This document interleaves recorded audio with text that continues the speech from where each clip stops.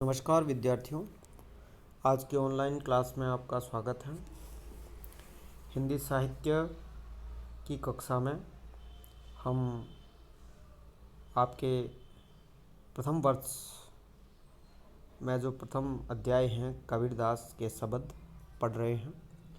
साखी शब्द रमिनी जो कबीरदास ने लिखे हैं, उसमें सबसे पहले जो पद है सब शब्द के अंतर्गत आते हैं। एक पद का अध्ययन हमने किया है।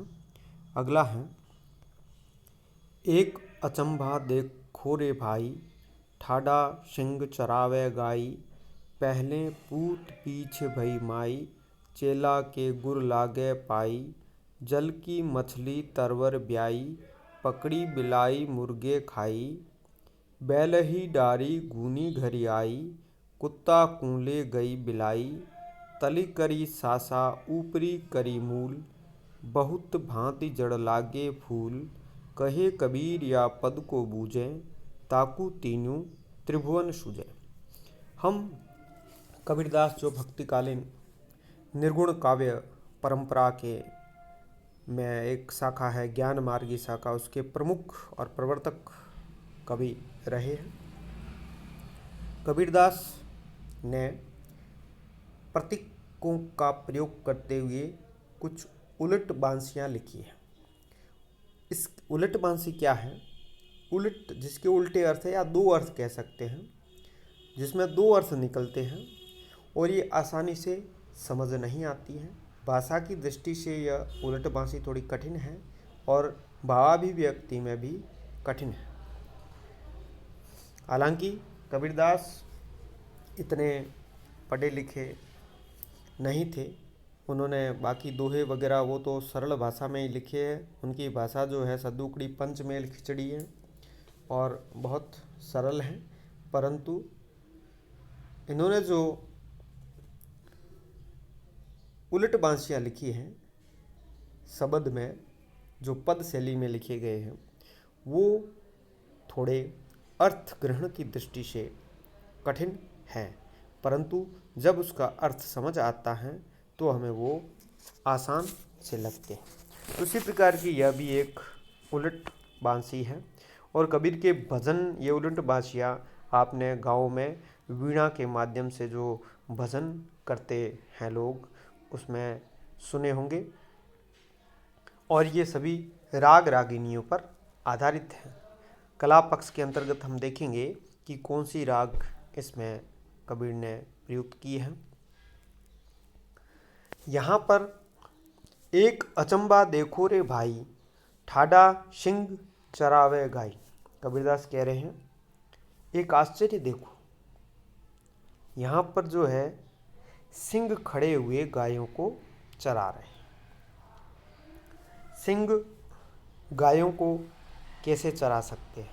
वो तो गायों को खा जाते हैं, परंतु इसका अर्थ यहाँ यह नहीं है। यहाँ जो सिंह है वह एक प्रतीक है और वो आत्मा या ज्ञान का प्रतीक है। यहाँ सिंह आत्मा या ज्ञान का प्रतीक है। अधिकांश शब्दों के अर्थ में सहमत होते हुए भी कुछ शब्दों में हमारा मत उससे भिन्न है, जैसा कि अर्थ करते समय स्पष्ट होगा। हे भाई, मैंने एक आश्चर्य देखा। ये पहली पंक्ति है। यह आश्चर्य साधना क्षेत्र का है। यहाँ ज्ञान रूपी सिंह समस्त इंद्रियों का अर्थात कर्मों का संचालन कर रहे हैं। ये गायें क्या हैं? इंद्रियों की प्रतीक है। और ये ज्ञान रूपी सिंह या आत्मा रूपी सिंह है, जो यह समस्त इंद्रियों का, यहाँ सिंह का अर्थ सिंह और ज्ञान है और गाय का अर्थ गाय भी है और इंद्रिया भी है, प्रतीक है। गाय यहाँ इंद्रियों का प्रतीक है, सिंह यहाँ ज्ञान का प्रतीक है और यहाँ ज्ञान रूपी सिंह समस्त इंद्रियों का अर्थात कर्मों का संचालन कर रहा है। इस संसार में क्या आगे कह रहे हैं? पहले पूत पीछे भई माई, चेला के गुर लागे पाई। माई यहाँ माता है और इसका दूसरा अर्थ है माया। चेला यहाँ जीवात्मा साधक है। गुरु यहाँ शिक्षक या मार्गदर्शक है। पाई का अर्थ यहाँ पैर है। इस संसार में पहले तो पुत्र रूपी मनुष्य का जन्म हुआ। पहले पूत पीछे भई माई, ऐसा नहीं होता है, इसीलिए इसको उलटभांसी कहा जाता है। पहले पुत्र का जन्म नहीं होता है, परंतु जब हम यह जानते हैं पुत्र यहाँ पुत्र भी है और पूत यहाँ दूसरा अर्थ जो प्रतीकात्मक है, जीव का प्रतीक है, तो जीव पहले पैदा हुआ और फिर माया पैदा हुई। कहने का तात्पर्य यह है कि ईश्वर अंश जीव अविनाशी, फिर माता रूपी माया का आविर्भाव हुआ। पहले जीव, फिर माता रूपी माया का आविर्भाव हुआ। और माया जो है वो प्रभु की दासी है, ईश्वर की दासी है, चेली है। उस प्रभु का अंश जीव अर्थात गुरु उसके पीछे लग रहा है, पैरों पड़ रहा है। उस प्रभु का अंश जीव अर्थात ये क्या है कि चेला के गुरु लागे पाई। चेला के कभी गुरु पाँव नहीं लगते हैं, यह उलटभांसी है। और यहाँ इसका अर्थ है कि माया जो है, जिसने पहले पूत पीछे भई माई, माया ने जो है जीव पहले पैदा हुआ, बाद में माया पैदा हुई। और जो माया प्रभु की दासी है, चेली है, और उस माया के उस प्रभु का अंश जो जीव है पैर पकड़ रहा है, हम माया के पीछे भाग रहे हैं। भाव यह है कि प्रभु दासी माया में संलिप्त कहता है। जल की मछली तरवर ब्याई, पकड़ी मिलाई मुर्गे खाई। यहाँ मछली कुंडलिनी है जो हमारे रीढ़ की हड्डी में मौजूद है। तरवर यहाँ तरवर या मेरुदंड है। ब्याही यानी विवाहित हुई। और बिलाई का अर्थ है बिल्ली या माया। और मुर्गे का अर्थ है साधक या जीव। यहाँ मूलाधार में स्थित कुंडलिनी में मेरुदंड की सुषुम्ना जो नाड़ी होती है में अपना वास कर लिया है। माया ने विषय वासना से पोषित जीवों को समाप्त कर दिया है। ये माया क्या है? बिल्ली है। जब कुंडलिनी वास करती है, जागृत होती है, जब हम योग साधना, ये योग साधना की शब्दावली है, तो हम साधना करते हैं, तो जो माया है वो माया उन जो जीव है, जो विषय वासना से पोषित जीव है, उनको समाप्त करती है। गुणी आत्मा तामसी वृत्तियों रूपी बैलों का नाश करके अपने वास्तविक स्थान शून्य महल में आ गई है। हम जो सांसारिकता में बद्ध विषय वासना में लिप्त कुत्ते के समान निकृष्ट जीव थे, उन्हें तो माया ने अपने बंधन में बांध लिया है। आगे ये बैली की बात कर रहा है। बैली डारी गुनी घर आई। बैल ही बैल या शरीर है, डारी यानी छोड़कर, गुनी है बैलादि पर सामान भरने के लिए जो पलाण या अन्य चीज़ें डाली जाती हैं। यह बैली डारी गुनी डाल करके बैल जो है घर आ गई है। और कुत्ता को ले गई बुलाई। कुत्ता यहाँ विषयासक्त पापी जीव है। बिलाई यहाँ बिल्ली या माया है और उसको लेकर के भाग गई है।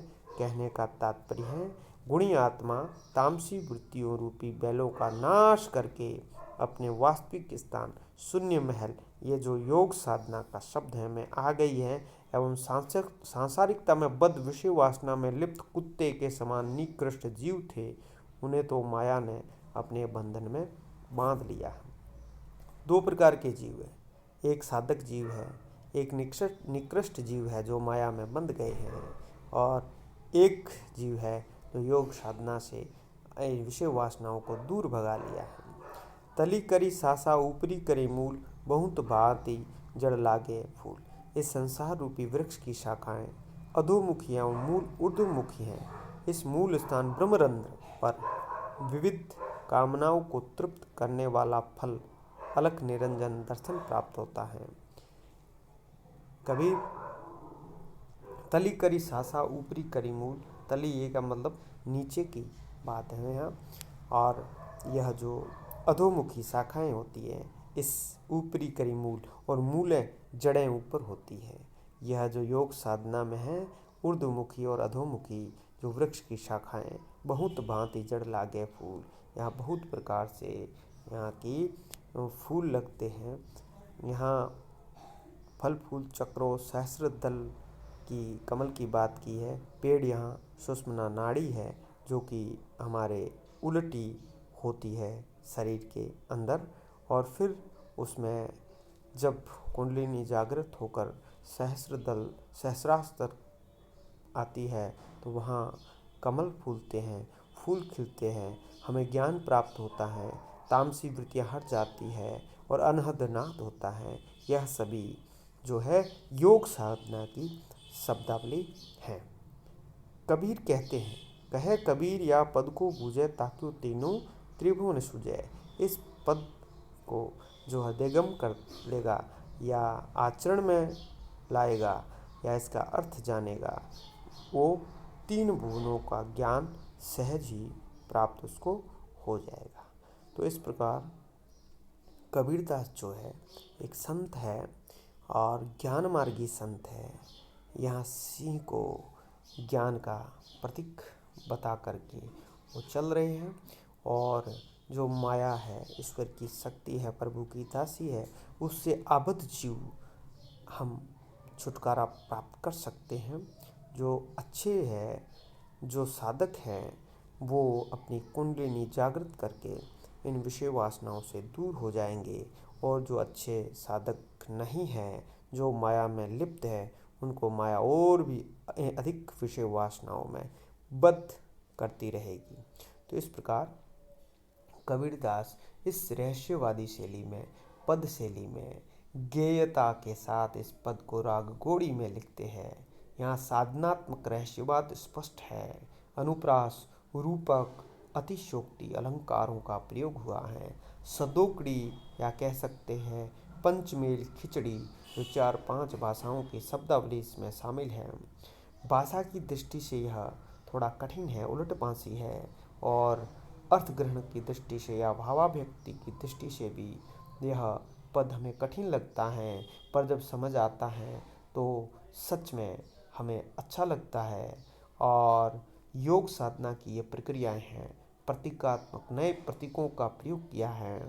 हमने देखा है सिंह को आत्मा का प्रतीक माना गया है, इंद्रियों गाय को इंद्रियों का प्रतीक माना है, पूत को जीव का प्रतीक माना हुआ है, माई को माया का प्रतीक माना है, चेला को जीवात्मक साधक का प्रतीक माना है, और यहाँ मछली कुंडलिनी है, तरवर मेरुदंड है, बिलाई माया है, मुर्गा साधक जीव है, बैल शरीर है, और यहाँ कुत्ता जो है विषयासक्त पापी जीव है। और इस प्रकार उलट पांसी के दो अर्थों के साथ कबीरदास का कला पक्ष मजबूत होता है, और यह धीरे धीरे हमारी ये जो पद है हमारे समझ में हमारे आने लगता है। इस प्रकार कबीरदास के ये जो उलट पांसियाँ हैं, यह उल्टी होते हुए भी जब समझ आती है तो हमें सीधी लगने लग जाती है। आज हम यही इतना ही पढ़ेंगे, बाद में अगले जो पद हैं बाद में हम अध्ययन करेंगे। धन्यवाद।